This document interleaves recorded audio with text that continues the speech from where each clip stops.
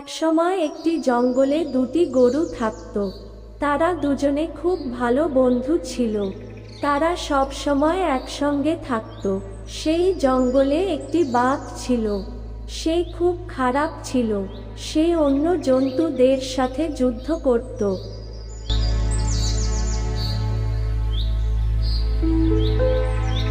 তাকে জঙ্গলের কোনো প্রাণী পছন্দ করত না, তাই তার কোনো বন্ধু ছিল না। সে সব সময় একা থাকত।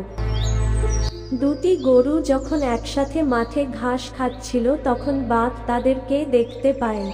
বাঘ তাদের দুজনকে আলাদা করার একটা মতলব বের করল।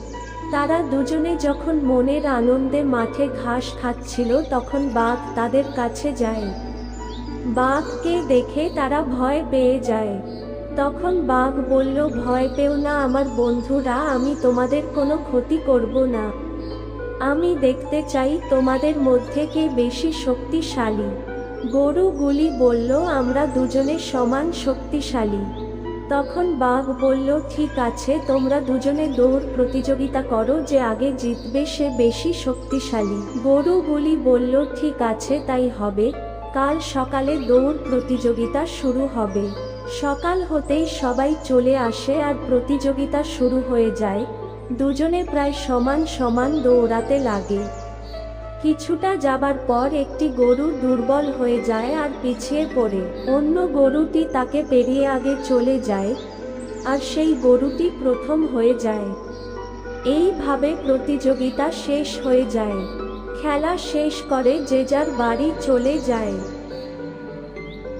যে গরুটি প্রথম হয়েছিল সে একা মাঠে ঘাস খাচ্ছিল। গরুটি একা আছে দেখে বাঘ তার কাছে যায়। বাঘ তাকে বলল, তোমার মতো শক্তিশালী গরু আমি এই জঙ্গলে দেখিনি। তুমি ওই দুর্বল গরুর সাথে বন্ধুত্ব ভেঙে দাও, তুমি আমার বন্ধু হয়ে যাও, আমার দুজনে মিলে এই পুরো জঙ্গলে রাজ করব। গরু ভেবে দেখলো আর বলল, ঠিক আছে, আজ থেকে আমি তোমার বন্ধু। তখন সেখানে অন্য গরুটি আসে। সে বলল, চলো বন্ধু, আমরা একটু ঘুরে আসি।